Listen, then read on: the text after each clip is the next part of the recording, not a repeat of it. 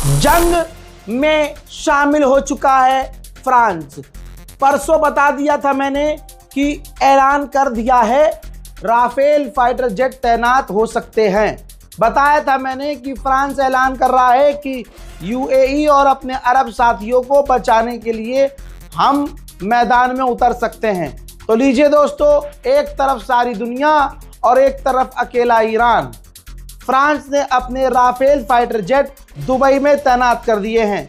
Dubai में Rafale fighter jet का तैनात होना इस बात की दलील है कि यूएई अपने आप को बचा नहीं पा रहा है और यूएई को अमेरिका भी बचा नहीं पा रहा है। ऐसे में अब देखना है कि जंग और कितनी बिगड़ती है।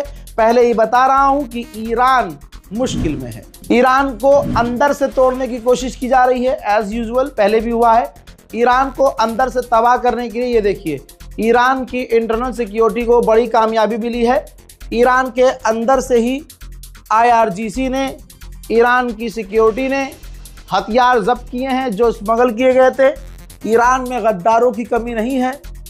ऐसे में उनको और पैसे देकर और हथियार देकर ईरान को अंदर से गिराने की कोशिश की जा रही है। वहीं आप देख लीजिए, इराक में भी अमेरिका का एक ड्रोन क्रैश हो गया है, जिससे अमेरिका को बड़ा नुकसान हो रहा है। अमेरिका के कई ड्रोनों को, लगभग अब तक 40 ड्रोन्स को ईरान मारकर गिरा चुका है। यमन के हूथीज ने जो बात कही है वो 1000% सच्ची है और आप महसूस करेंगे। हूथीज के लीडर ने कहा कि मैंने अभी तक नहीं देखा कि ईरान ने किसी से मदद मांगी हो, मैंने नहीं देखा कि ईरान किसी के आगे गिड़गिड़ा रहा हो, मैंने नहीं देखा कि ईरान अपने दोस्तों से मदद मांग रहा हो। लेकिन हम देख रहे हैं, दुनिया देख रही है कि अमेरिका, इजराइल दुनिया से मदद मांग रहे हैं, जर्मनी, फ्रांस और ब्रिटेन से और पूरी दुनिया से मदद मांग रहे हैं और ईरान के खिलाफ सब एक हो रहे हैं। ईरान एक तरफ अकेला है। ईरान का चाहे जितना भी नुकसान हो रहा हो, चाहे ईरान को कितने भी तीर लग रहे हों, ईरान दुबई यानी अरब देशों में अमेरिका की जो प्रॉपर्टीज हैं लगातार उनको निशाना बना रहा है। दुबई के अंदर फिर से धुआं, ईरान का हमला। उनके पास ब्लास्ट हो गया, एम्बेसी, यूएस एम्बेसी पे गिरा दिया। ये देखो, That's why the planes are going around here. US embassy पे गिरा दिया। Shit.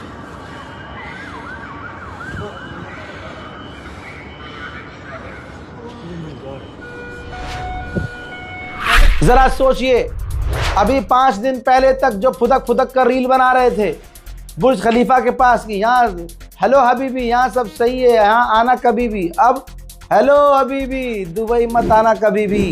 पैसा ले लेकर दुबई की गवर्नमेंट से दुबई की तारीफ करने वाले अब वो खुद ये देखिए दुबई के पार्किंग लॉट और बेसमेंट में छुपे हुए हैं।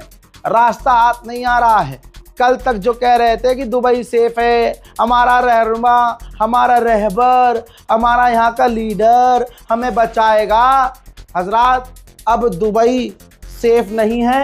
वो तमाम लोग बेसमेंट में छुपे हैं। इराकी ग्रुप ने भी अमेरिका के ऊपर हमले शुरू कर दिए हैं। इराक की मिलिट्री ने, इराकियन जो सरकार नहीं है, गवर्नमेंट की बात नहीं, इराक का जो लड़ाकू ग्रुप है उसने जॉर्डन में अमेरिकी बेस पर सक्सेसफुली हिट किया है। आइए अब मैं बहरीन दिखा देता हूं। बहरीन में अमेरिका के मिलिट्री साइट की आप देख सकते हैं सैटेलाइट इमेज, जिसमें अमेरिका का बेस पूरी तरह से जला हुआ दिख रहा है। यानी ईरान सक्सेसफुली अमेरिका और इजराइल को मिडिल ईस्ट में हिट कर रहा है। ईरान लगातार अमेरिका के ड्रोन्स को मारकर गिरा रहा है। ईरान ने खुद ये वीडियो जारी किया है जिसमें वो अमेरिकी ड्रोन को मारकर गिरा रहा है।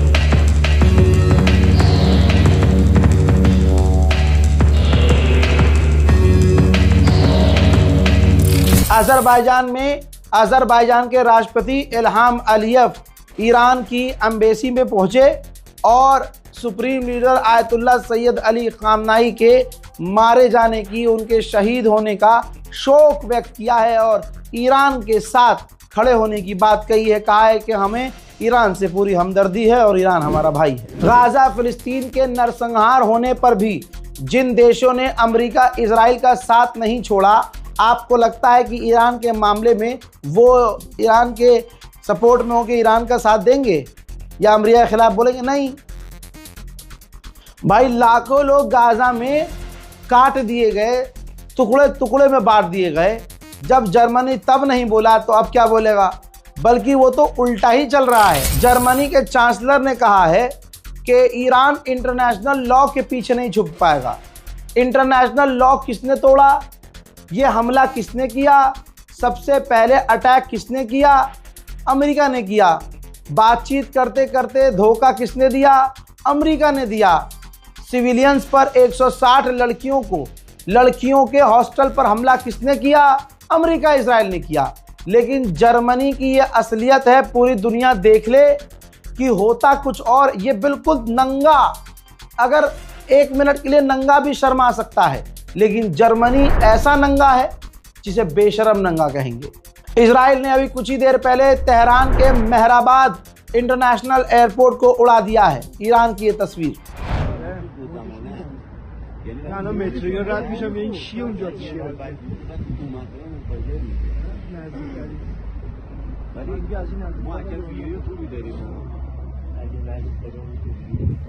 ईरान के बाने के जगह में IRGC के हेडक्वार्टर को इजराइल ने उड़ाया।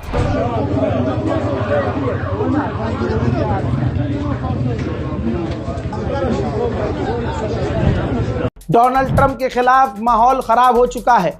अमेरिका के बड़े बड़े सेनेटर, एडवाइजर और एक्सपर्ट साफ कह रहे हैं कि डोनाल्ड ट्रंप की ये बहुत बड़ी गलती है। सेनेटर मतलब ऐसी ऐसी बात कह रहे हैं जो मैं भी नहीं कह रहा हूं। एक सेनेटर ने कहा कि ट्रंप झूठ बोल रहा है, ट्रंप के पास कोई प्लान नहीं है कि ये जंग खत्म कैसे होगी। ट्रंप को ये अंदाजा नहीं था कि ये ऐसा हो जाएगा और हमारा लगातार नुकसान हो रहा है, अमेरिका के लिए खतरा पैदा हो रहा है। सुनिए। I just left a classified briefing on Iran and it only confirmed what we already knew. Donald Trump is waging an illegal war and he has no plan to end it. Today he said we attacked Iran because he had a feeling, but we know the truth. Trump is lying about Iran's nuclear capacity. He's lying about Iran's missile capabilities, and he's dragging the United States into another. Bernier नाम के एक senior senator है, नेता है, बहुत बड़े नेता हैं। देख लीजिए उन्होंने क्या ट्वीट किया। उन्होंने कहा कि नेतन्याहू चाहता था बिलियंस ऑफ डॉलर गाजा को मिटाने के लिए, उसको मिल गया। नेतन्याहू चाहता था ईरान से जंग, ट्रंप ने वो भी दे दिया और साथ भी दे रहा है। अमेरिका की विदेश policy, foreign policy, military policy ये अमेरिका के लोग चलाते तो सही रहता, लेकिन नहीं, अमेरिका की नीति, अमेरिका की मिलिट्री को चलाने वाला ट्रंप है, जो वो इजराइल के लिए चला रहा है। सऊदी अरब ने कंफर्म किया है कि एक बार और हमला करने की कोशिश हमारे तेल की इंडस्ट्री एमरैको पे की है, जिसे हमने रोकने की कोशिश की है। फिलहाल के रिपोर्ट में इतना ही। हालात सही नहीं है। ईरान के लिए दुआ कीजिए, रिपोर्ट को शेयर कीजिए। जय हिंद।